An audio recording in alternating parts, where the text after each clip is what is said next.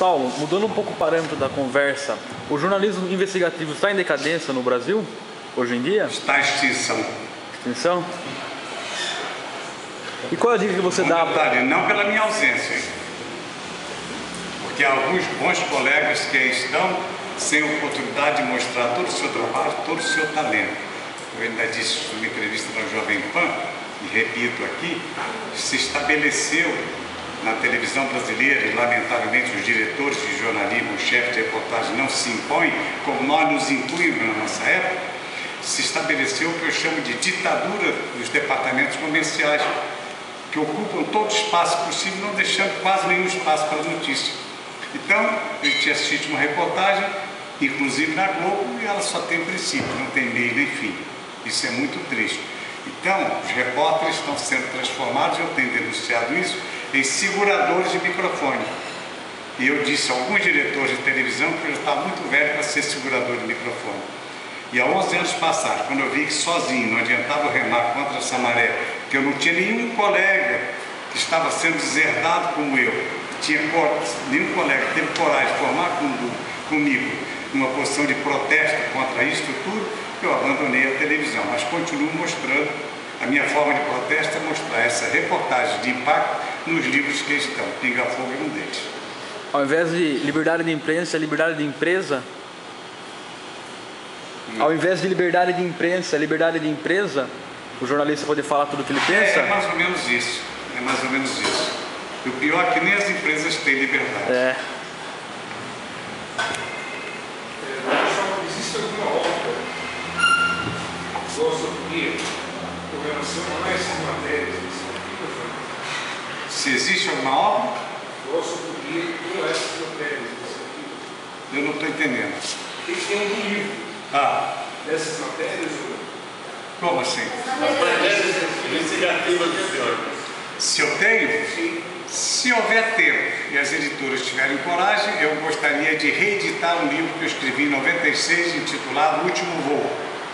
Que, aliás, eu cito uma reportagem da cidade, até pensei que estivesse aqui a dona da editora, que deve estar com alguma dificuldade para chegar aqui.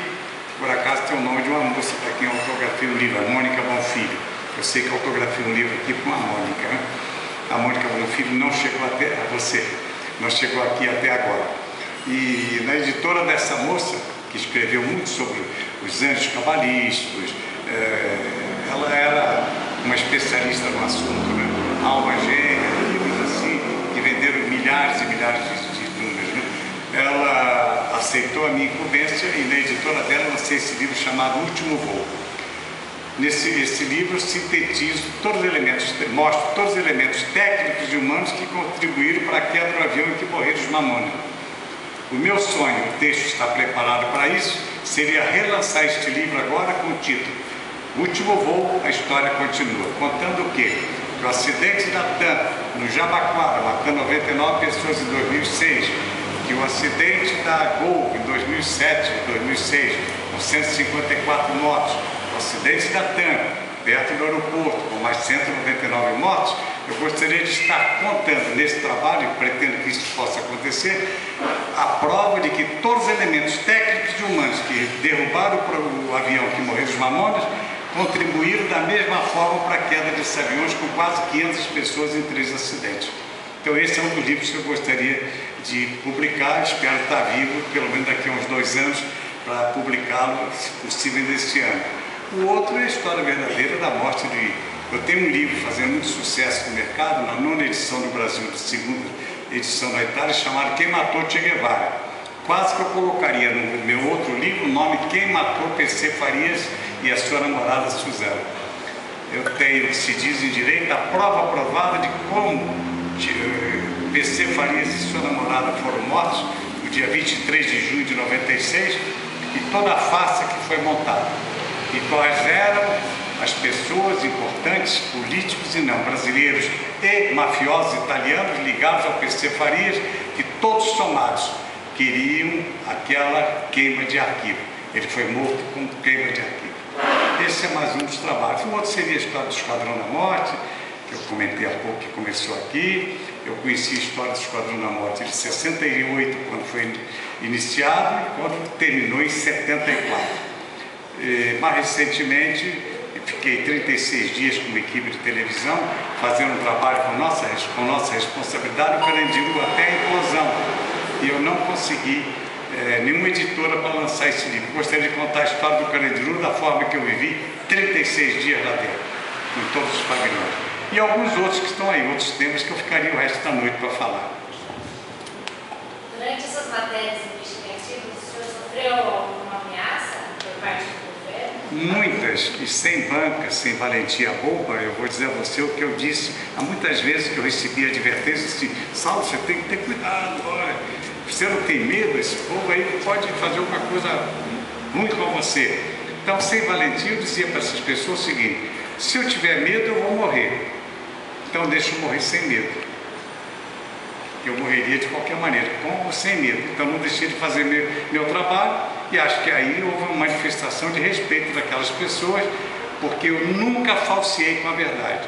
Então, quando eu disse que algum militar, civil ou militar, importante ou não, parlamentar ou não, ou um chamado marginal comum, era autor de determinado delito, de determinado crime, eu fui processado 106 vezes na minha vida profissional.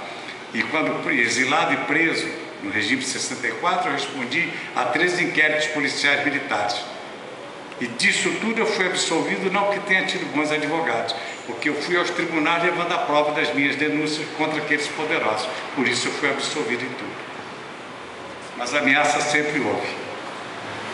E era no mundo com minha mulher sozinho. E por causa disso, que será que nenhuma editora quer publicar seus livros?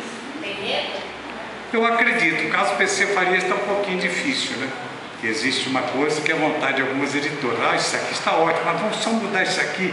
Olha, para não ferir essa pessoa, Saulo, seria bom a gente ou põe o nome fictício ou não põe o nome. Não. A reportagem não tem maquiagem. A verdade tem que ser dita. Doa quem doer. Como a gente faz para ter acesso a essas informações? No meu site eu tenho algumas informações mais completas. Eu gostaria de realmente publicá-las no livro. Pela minha idade, é natural que eu deva morrer muito antes da minha mulher. Ela tem a mesma coragem e mais adiante terá meios de levar essa minha obra para frente se eu desaparecer a qualquer momento, por qualquer motivo. Ela está preparada para isso.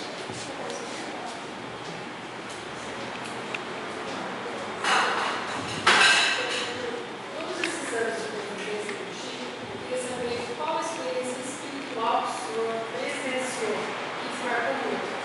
Alguma pessoa, algum acontecimento que se marcou.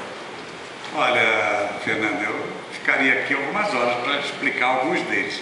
Alguns desses fenômenos, se é que posso considerar fenômenos, eu vou contar no livro que eu estaria lançando agora em abril, foi anunciado, que é o Nosso Chico. Nosso Chico consiste em quê? A convivência que eu tive com o Chico durante mais de 30 anos, os bilhetinhos, as cartas, os pedidos, as mensagens psicografadas, desconhecidas do grande público, até dos espíritas, né? Os encontros que ele teve com grandes personalidades, ainda há pouco fiz referência, com cientistas, com debatedores, com professores de medicina, com pessoas do mundo financeiro que queriam discutir com ele o problema econômico, que o Chico discutia como se fosse qualquer um professor. Ele mesmo dizia que não sabia por que, mas discutia. Pois bem, então foram muitos os fenômenos que eu vi e testemunhei com o Chico.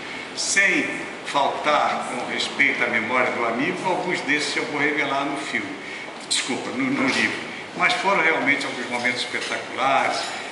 Eu sei a emoção que eu vi de muitos pais e mães que perderam de forma trágica os seus filhos, que estavam na plateia, de repente o Chico lia uma mensagem assinada por alguns dos seus parentes. Eu testemunhei muitas vezes o Chico abraçado com alguma pessoa totalmente estranha, chorando a dor daquela pessoa, os conselhos que o Chico nos dava, a mim como amigo e repórter, e a muitas outras pessoas. E principalmente essa lição que ele deu.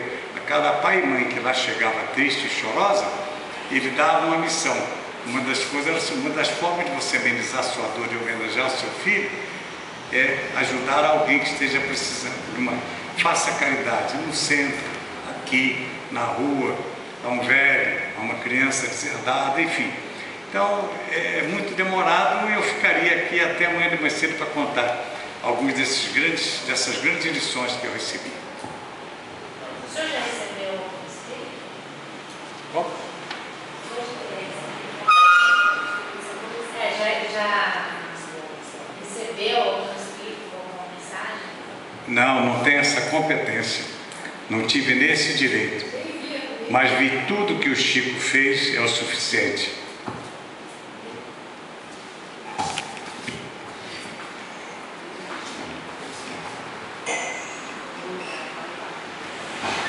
Olha, eu quero aproveitar e dizer a vocês o seguinte, eu moro em Ribeirão Preto há 9 anos e eu recebi alguns momentos diferentes na minha vida profissional.